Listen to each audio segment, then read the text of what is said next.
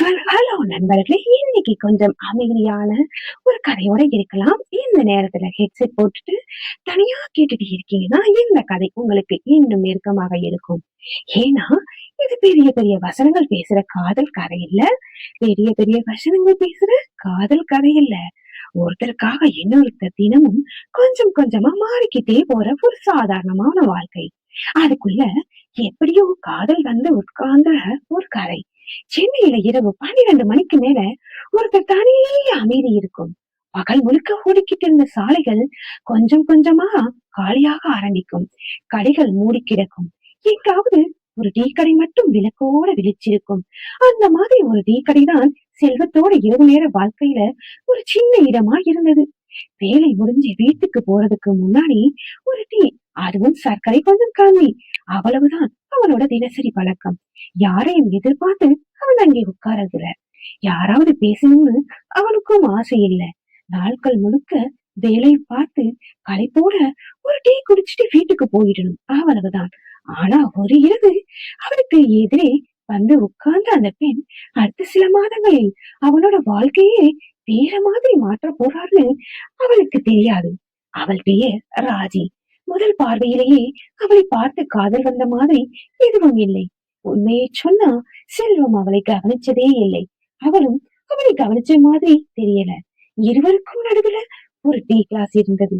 அந்த இரவுக்கு அவ்வளவுதான் தொடர்பு. ஆனா அடுத்த நாள் அதே நேரத்துக்கு ராஜியும் மறுபடியும் அங்கே இருந்தா. அதுக்கப்புறம் சில நாட்கள் அதே நேரம், அதே டீ கடை, அதே 2 டீ. அவங்க பேசிக்கல. ஆனால் ஒருத்தர் வர நேரத்தை இன்னொருத்தர் கவனிச்சுக்க ஆரம்பிச்சுட்டாங்க. இதுதான் சில உறவுகளோட அழகு. முதல்ல நமக்கே தெரியாது ஒரு மனிதர் நம்ம தினசரி வாழ்க்கையோட ஒரு பகுதி ஆயிட்டாருன்னு. ஒரு நாள் அவங்க வராம போன மட்டும் அந்த இடத்துல ஏதோ ஒரு குறை இருக்கிற மாதிரி தோணும். அப்படித்தான் ஒரு நாள் ராஜி வரல. செல்வத்துக்கு ஆரம்பத்துல பெருசா எதுவும் தோணல. அடுத்த நாள் வருவாள்னு நினைச்சான். ஆனா அடுத்த நாளும் வரல. 3வது நாளும் அந்த பெஞ்ச் காலியா இருந்தது. அந்த 3 நாட்கள்ல தான் செல்வத்துக்கு ஒரு விஷயம் புரிஞ்சது. அவளோட வருகையை அவன் எதிர்பார்க்க ஆரம்பிச்சுட்டான். அந்த உணர்வை அவனால பெயர் வைக்க முடியல. காதல்னு சொல்ல முடியாது, நட்புன்னு சொல்லவும் முடியாது. ஆனால் அவள் இல்லாத அந்த டீ கடை வழக்கத்தை விட ரொம்ப அமைதியா இருந்தது. 4வது நாள் ராஜி வந்தப்போ அவளை பார்த்த உடனே செல்வத்துக்கு வந்த நிம்மதி அவனுக்கே ஆச்சரியமா இருந்தது. எதுவும் கேட்காம அவள் வழக்கம் போல டீ வாங்கிக்கிட்டு உட்கார்ந்தாலும் அவள் 3 நாள் வராததுக்கு காரணம் தெரிஞ்சுக்கணும்னு அவனுக்குள்ள ஒரு ஆர்வம். அந்த இரவுதான் முதல் முறையா இருவருக்கும் சரியா பேச ஆரம்பிச்சது. அவள் பெயர் ராஜின்னு தெரிஞ்சது. குழந்தைகள் இல்லத்துல வேலை பாக்குறதையும் தினமும் வேலை முடிச்சு வீட்டுக்கு போறதுக்கு முன்னாடி கொஞ்ச நேரம் தனியா இருக்க இந்த டீ கடைக்கு வர்றதையும் தெரிஞ்சுக்கிட்டான். செல்வத்தோட வாழ்க்கையும் கொஞ்சம் கொஞ்சமா அவளுக்கு தெரிய ஆரம்பிச்சது. இரவு நேர வேலை, வீட்டுல அம்மா மட்டும், அப்பா இல்லாத வாழ்க்கை, பெரிய ஆசைகள் எதுவும் இல்லாத மனசு. 2 பேரும் ஒரே மாதிரி இல்ல. ஆனா 2 பேருக்கும் ஒரு விஷயம் மட்டும் ஒத்திருந்தது. இரவு நேரத்துல யாரிடமும் சொல்ல முடியாத சில விஷயங்களை மனசுக்குள்ள வச்சுக்கிட்டு வாழ்ற தனிமை. அந்த தனிமைதான் அவங்களை நெருக்கமாக ஆரம்பிச்சது. அதுக்கப்புறம் டீ கடை வெறும் டீ குடிக்கிற இடமா இல்லாம போச்சு. ஒரு நாள் குழந்தைகள் இல்லத்துல நம்ம சின்ன சம்பவத்தை ராஜி சொல்லிக்கிட்டே இருந்தா.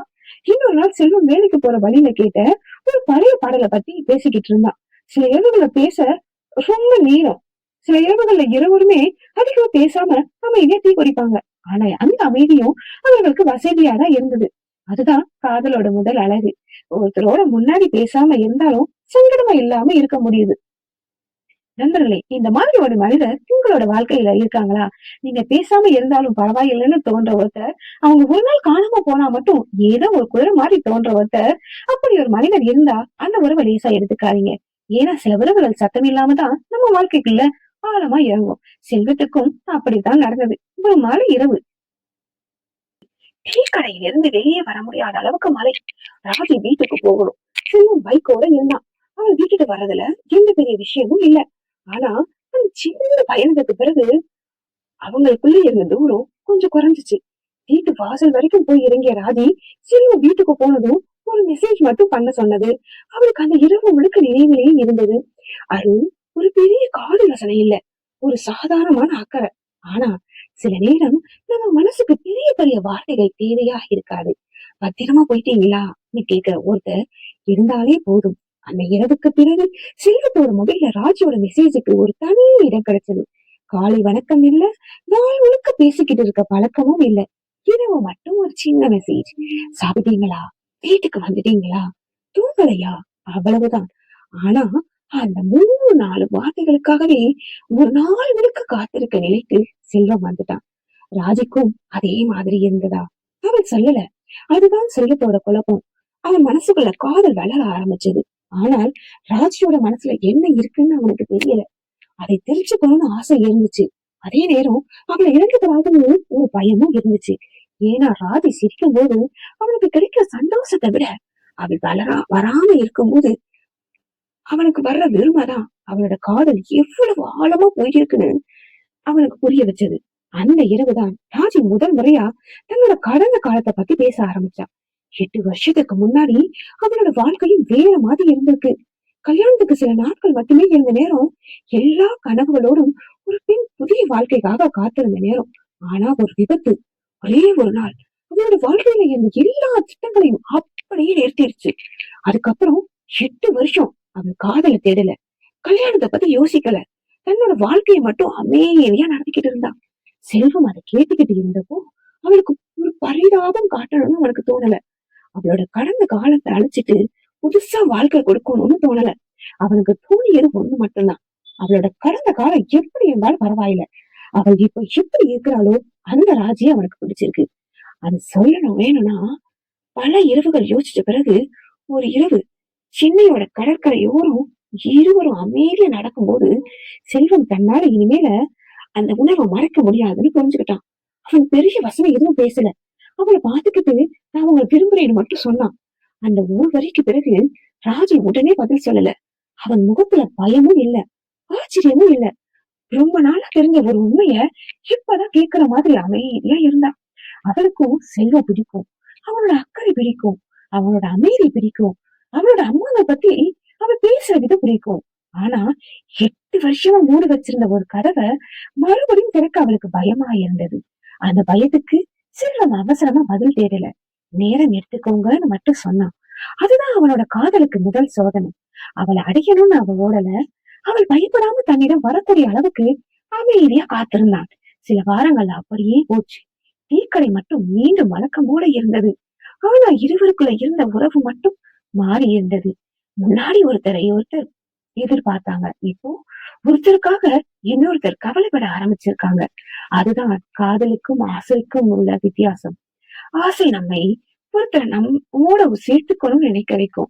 காதல் அவருக்கு சந்தோஷமா இருக்கணும்னு நினைக்க வைக்கும். ராஜி கடைசியில அந்த பயத்தை விட்டுட்டா. ஒரு மாலை செல்வத்தோட வீட்டுக்கு போய் அவ அம்மாவை சந்திச்சா. அவள் கையில சின்ன டிபன் பாக்ஸ். பெரிய நிகழ்ச்சி எதுவும் இல்ல. அந்த வீட்டுல அவள் உட்கார்ந்த சில நிமிஷங்களே செல்வத்தோட அம்மாவுக்கு எல்லாம் புரிஞ்சிருச்சு.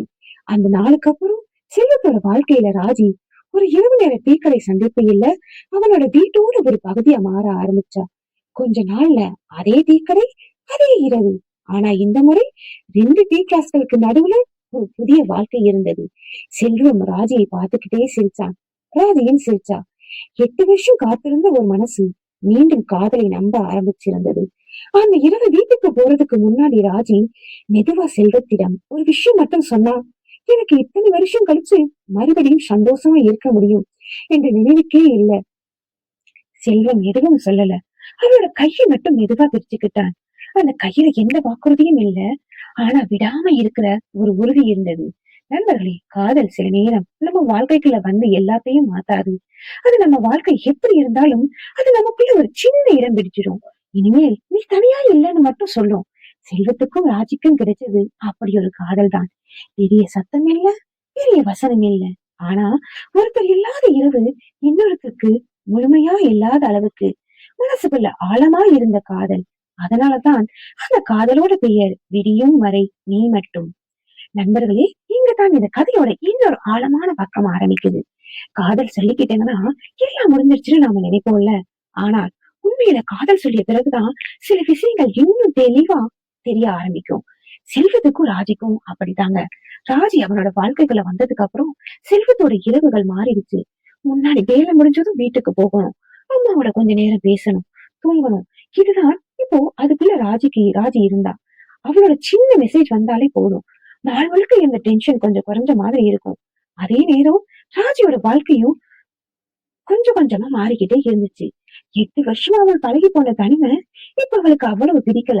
முன்னாடி இரவு வீட்டுக்கு வந்ததும் அமைதியா இருந்தா போதும்னு நினைச்சவளுக்கு இப்போ அந்த அமைதியே ரொம்ப நேரமா தோண ஆரம்பிச்சுச்சு. ஏன்னா அந்த அமைதிக்குள்ள செல்வத்தோட குரல் இல்ல. இதுதான் காதல் நண்பர்களே. நம்ம வாழ்க்கையில ஒருத்தர் வந்ததும் அவங்க இல்லாத இடம்தான் முதல்ல நமக்கு தெரிய ஆரம்பிக்கும்.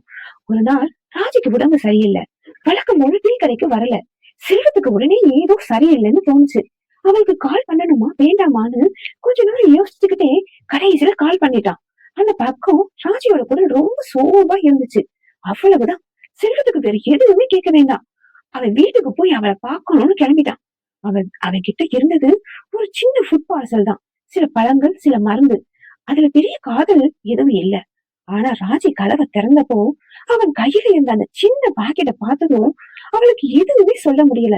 ஏன்னா 8 வருஷத்துக்கு முன்னாடி அவளோட வாழ்க்கை நினைப்போ தன்னோட உடம்பு சரியில்லாத நேரத்துல கூட யாராவது இப்படி பாத்துக்கணும்னு அவள் மனசுக்குள்ள எவ்வளவோ தடவை நினைச்சிருப்பா.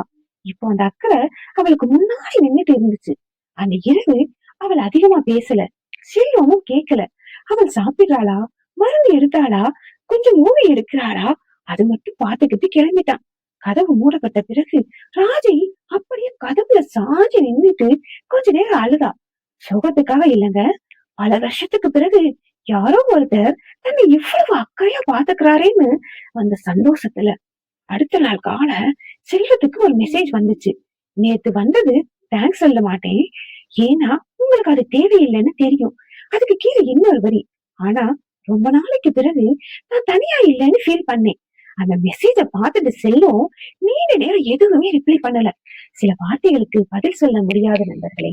அந்த மனசுக்குள்ள வச்சுக்கிட்டு சிரிக்கதான் முடியும். அப்படியே நாட்கள் போய்கிட்டு இருந்தப்போ ஒரு நாள் ராஜி செல்வத்திடம் ஒரு விஷயம் சொன்னான். அவளோட பழைய வாழ்க்கையை பத்தி சில விஷயங்கள் இன்னும் வீட்டுல பேசப்படுது. அவளுக்கு மறுபடியும் கல்யாணம் பண்ணிக்கணும்னு குடும்பத்துல சில பேர் நினைக்கிறாங்க. அந்த செய்தி செல்வத்துக்கு புதுசு இல்ல. ஆனா அந்த ராஜி தண்ணியில சொல்ற விதம் அவனுக்கு முக்கியமா இருந்துச்சு. அவள் அவன் கிட்ட மறைக்கல. அதுதான் அவனுக்கு போதும். அவனுக்கும் அவளை இழக்கிற பயம் இருந்தது. ஆனா அந்த பயத்தால அவளை கட்டி பிடிச்சு நிறுத்தணும்னு அவன் நினைக்கல. அவளோட முடிவு அவளோட வாழ்க்கை. அதனால அவன் ஒரு விஷயம் மட்டும் சொன்னான்.